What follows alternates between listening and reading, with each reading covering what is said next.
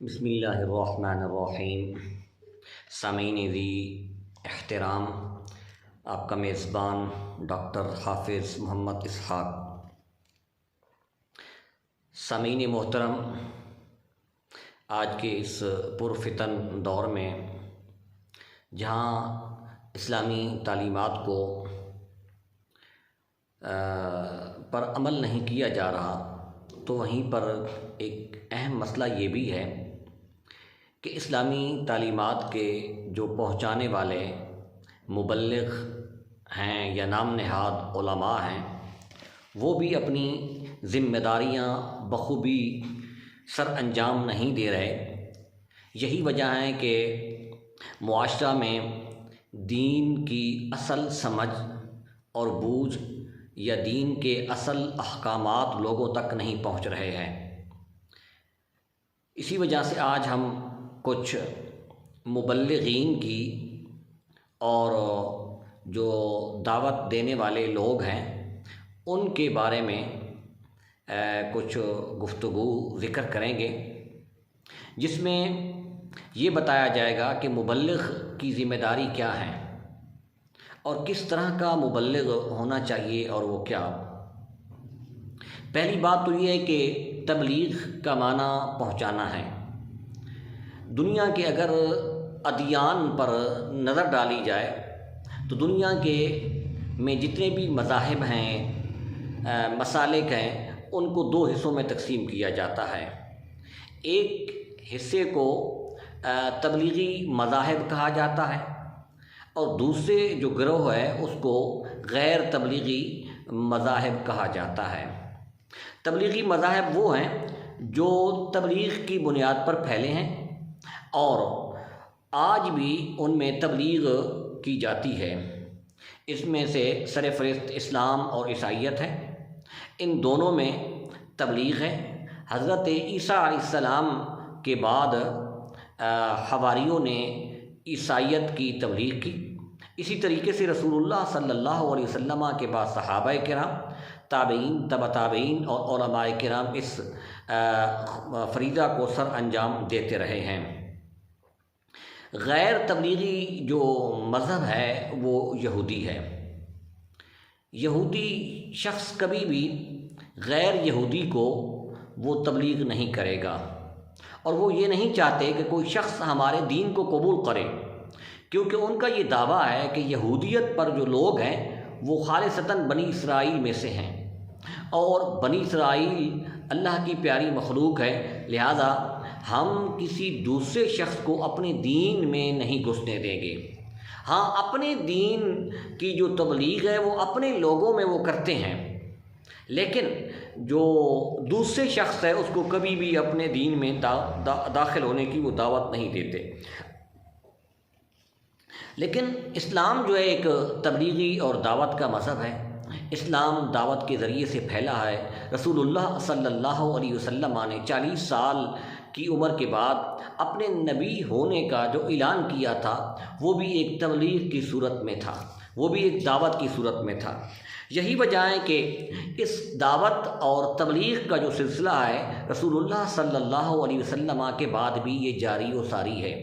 قرآن مجید فرقان حمید کیا فرماتا ہے؟ وَلْتَكُن مِّنكُمْ أُمَّةٌ يَدْعُونَ إِلَى الْخَيْرِ وَيَأْمُرُونَ بِالْمَعْرُوفِ وَيَنْهَوْنَ عَنِ الْمُنكَرِ وَأُولَٰئِكَ هُمُ الْمُفْلِحُونَ، کہ تم میں سے ایک ایسی جماعت ہونی چاہیے جو بھلائی کی طرف پکارے، اور ساتھ ساتھ فرمایا کہ جو نیکی کا حکم دے اور برائی سے روکے۔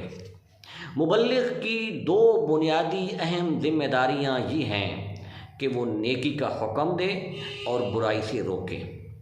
یہ اہم، اور اس پر قرآن مجید فرقان حمید کی کئی آیات ہیں۔ دوسرے مقام پر فرمایا کنتم خیر امۃ اخرجت للناس تأمرون بالمعروف وتنہون عن المنکر وتؤمنون باللہ۔ بہترین امت کی جو خصوصیات بیان کی گئی ہیں ان میں یہی فرمایا کہ وہ نیکی کا حکم دینے والے ہیں اور برائی سے روکنے والے ہیں، اور بہت سے مقامات پر یہ ارشاد فرمایا۔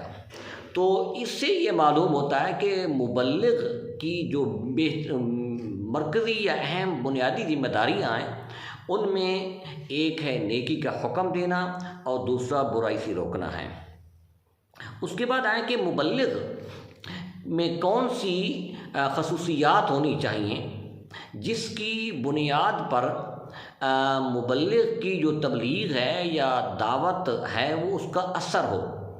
رسول اللہ صلی اللہ علیہ وسلم کی اس سلسلہ میں سیرت طیبہ کا مطالعہ کرنا ضروری ہے، اور رسول اللہ صلی اللہ علیہ وسلم کا جو طریقہ تبلیغ ہے اس کو دیکھنا بھی ضروری ہے۔ رسول اللہ صلی اللہ علیہ وسلم نے جس انداز میں تبلیغ کی ہے وہ آج کا ماحول نہیں ہے۔ آج دیکھ لیں، آج کے مبلغین اور جو داعیان اسلام ہیں وہ دیکھیں، وہ ممبر پر بیٹھ کر تبلیغ کر رہے ہیں اور ان کے سامنے لوگ بیٹھے ہیں، لوگ سبحان اللہ کہتے ہیں، اور اسی طریقے سے ان کو ایک باعزت طریقے سے اسٹیج پر لایا جاتا ہے۔ لیکن رسول اللہ صلی اللہ علیہ وسلم کی تبلیغ کو دیکھیں اور آپ کی سیرت طیبہ کا مطالعہ کریں تو معلوم ہوتا ہے کہ رسول اللہ صلی اللہ علیہ وسلم نے مکہ والوں کو جب تبلیغ کی تو انہوں نے کیا کیا؟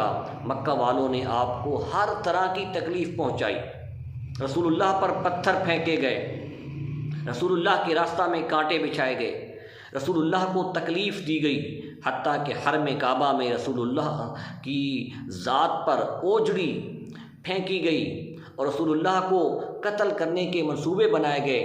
نبی کریم صلی اللہ علیہ وسلم جب بھی آپ تبلیغ کے لیے جاتے تو مکہ کے اوباش لوگ آپ کو مجنوں کہہ کر پکارتے، کوئی آپ کو جادوگر کہتا، کوئی یہ کہتا کہ یہ تو پرانے قصے سنانے والا نبی ہے۔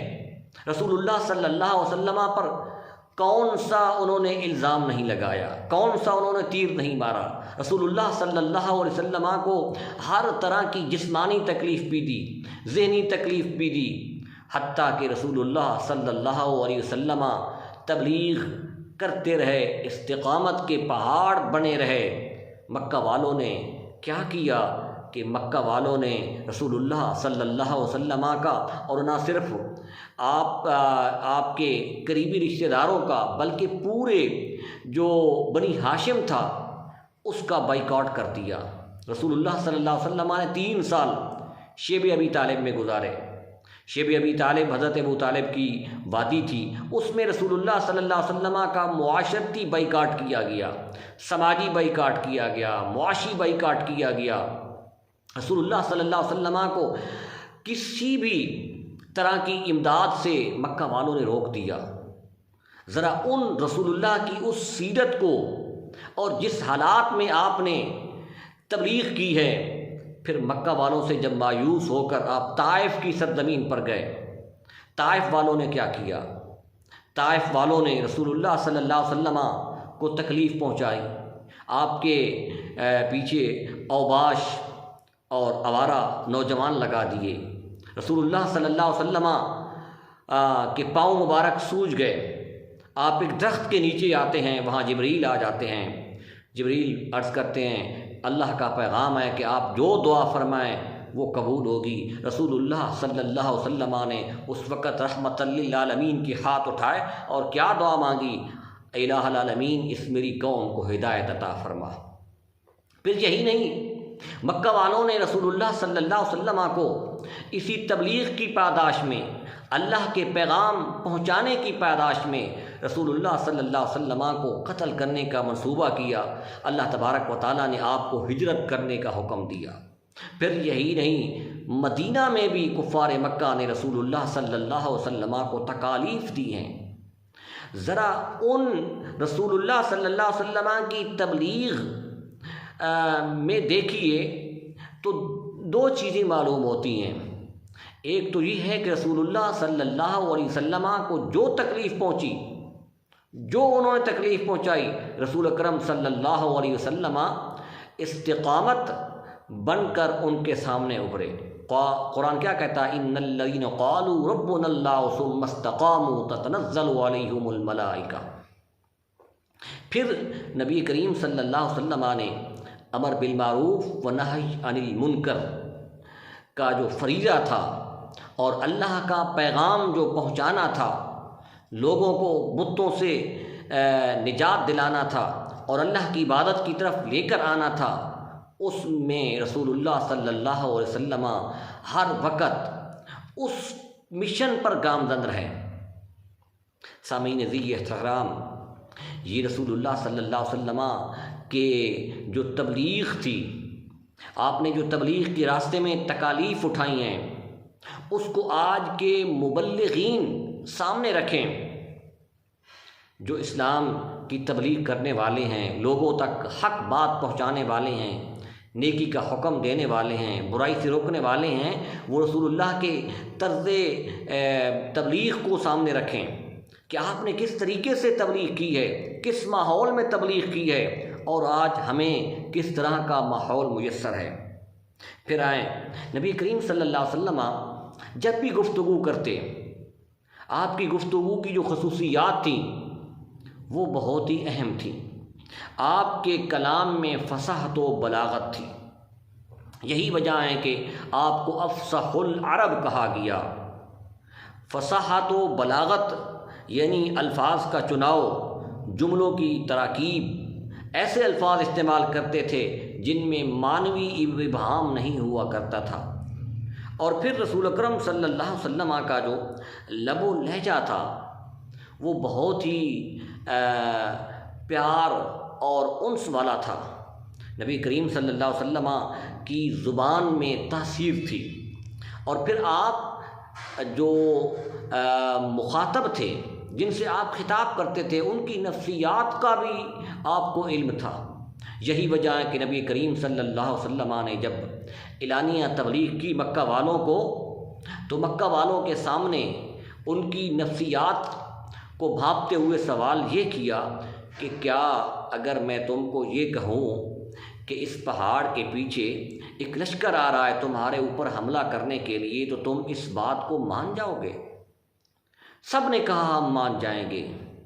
اس کے بعد رسول اللہ صلی اللہ علیہ وسلم نے فرمایا کہ اگر تم میری اس بات پر یقین رکھتے ہو تو پھر اس بات پر بھی یقین رکھو کہ اللہ وحدہ لا شریک ہے اور میں اللہ کا سچا رسول ہوں۔ نبی کریم صلی اللہ علیہ وسلم جب بھی تبلیغ کرتے تھے، اور قرآن کا اگر مطالعہ کیا جائے اس سے بھی یہ بات معلوم ہوتی ہے کہ آپ نے کبھی بھی ایسے الفاظ استعمال نہیں کیے جس سے کسی شخص کو تکلیف ہوتی ہو۔ آپ کسی کی دل آزاری کر کے تبلیغ نہیں فرماتے تھے، ایسے الفاظ نہیں استعمال کرتے تھے جس سے سامعین اپنی انسلٹ محسوس کریں۔ آج مبلغین جو ہیں اور نام نہاد جو علماء ہیں وہ ایسے الفاظ استعمال کرتے ہیں کہ جو آگے بیٹھے سننے والے ہوتے ہیں ان کے سر شرم سے ڈوب جاتے ہیں، اور ان کا دل ہوتا ہے کہ ہم اس محفل سے اٹھ جائیں۔ تو ایسے الفاظ استعمال نہیں کرنے چاہیے۔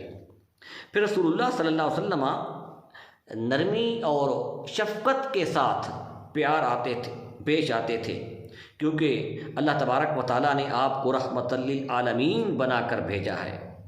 اور سب سے بڑی بات یہ تھی کہ رسول اکرم صلی اللہ علیہ وسلم جو بات کہتے اس پر عمل بھی کرتے، عمل بھی فرماتے۔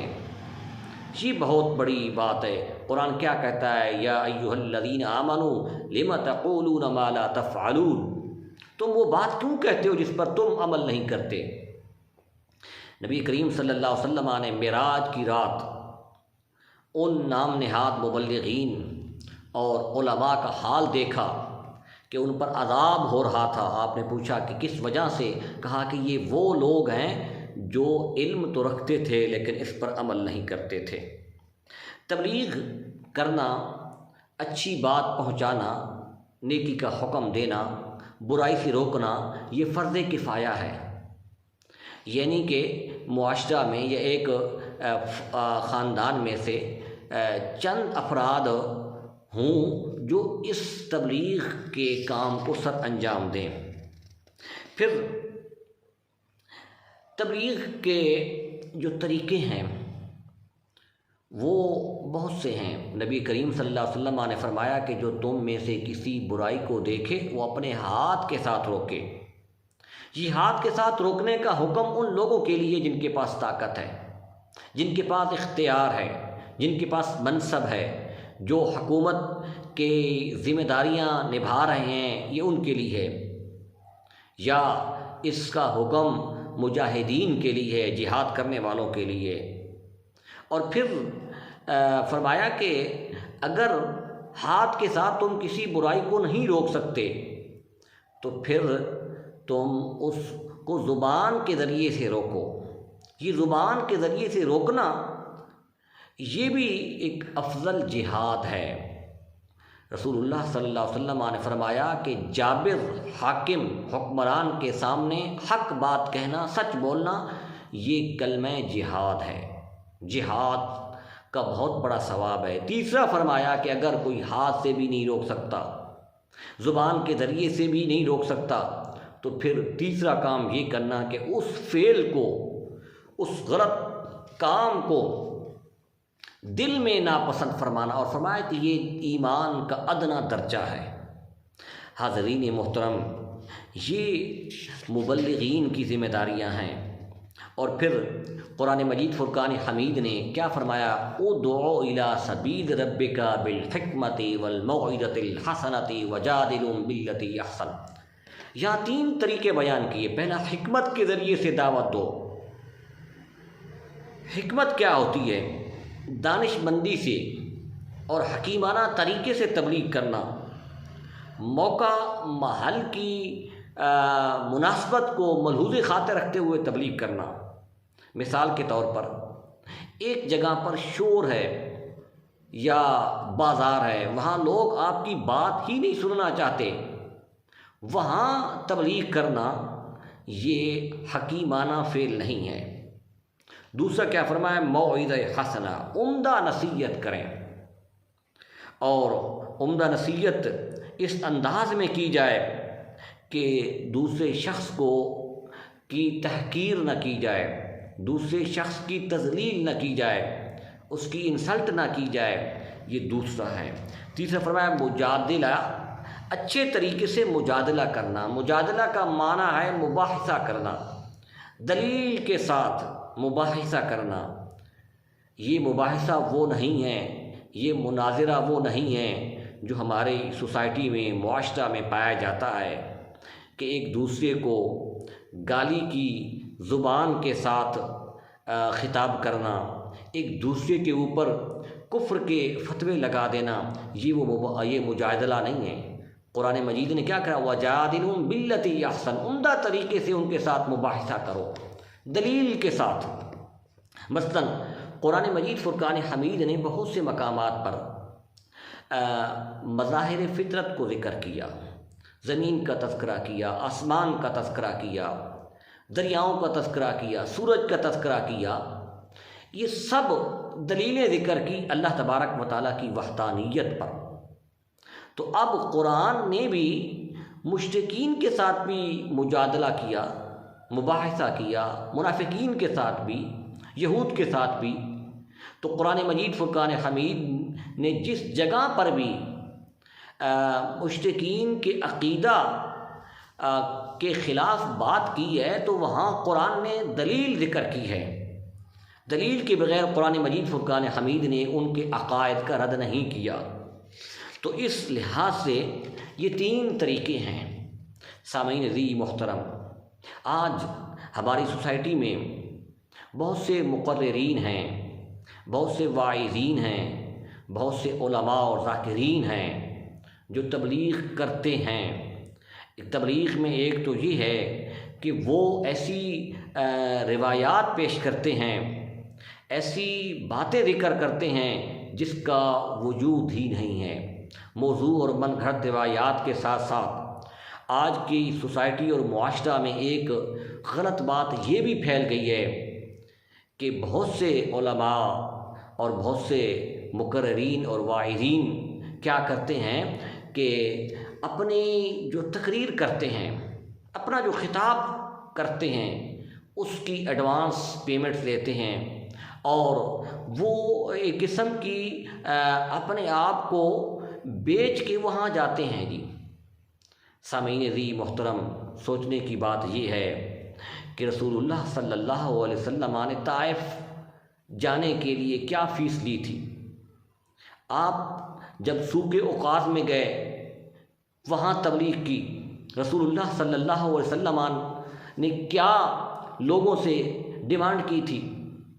آج بڑی بڑی فیسیں مقرر کی جاتی ہیں، بڑی بڑی ڈیمانڈز کی جاتی ہیں، اور بڑی شرائط کے ساتھ کہ فلاں چیز ہونی چاہیے، فلاں چیز ہونی چاہیے۔ نبی کریم صلی اللہ علیہ وسلم نے تو چند افراد سے بھی خطاب کیا، وہ بیعت عقبہ اولیٰ ہو یا بیعت عقبہ ثانیہ ہو، چند لوگ تھے جہاں رسول اللہ صلی اللہ علیہ وسلم نے ان کے ہاتھ پر بیعت کی، ان کو تبلیغ کی، ان کو اللہ کا پیغام پہنچایا۔ تو آج یہ جو اس قسم کی مقررین نے، واعظین نے اور نام نہاد علماء نے اپنے لیے اپنی ایگو کی خاطر اور اپنے لالچ کی خاطر یہ جو اس طرح کی ڈیمانڈز اور شرائط رکھتے ہیں ایڈوانس کہ آپ ہم جائیں گے جی تو یہ ہوگا وہ ہوگا جی، وہ ڈیٹیل میں ذکر نہیں کرنا چاہتا۔ تو اس قسم کی یہ شرائط کرنے والے یہ علماء نہیں ہیں، یہ دین کے اصل مبلغ نہیں ہیں۔ دین کے جو مبلغین ہوں گے ان کی ایک اہم نشانی یہ رکھیں ذہن کہ ان کے اندر خلوص پایا جائے گا، ان کے اندر اللہ اس کے رسول کی محبت پائی جائے گی۔ اللہ اس کے رسول کی محبت کی خاطر ان کو جہاں کہیں بھی بلایا جائے گا وہ اللہ اس کے رسول کے حکم کی اطاعت کرتے ہوئے وہ آئیں گے، لوگوں کے سامنے تبلیغ کریں گے اور اس کا اثر بھی ہوگا۔ دعا فرمائیں کہ اللہ تبارک و تعالی ہمیں کلمات حقہ پر عمل کرنے کی توفیق عطا فرمائے۔ شکریہ والسلام۔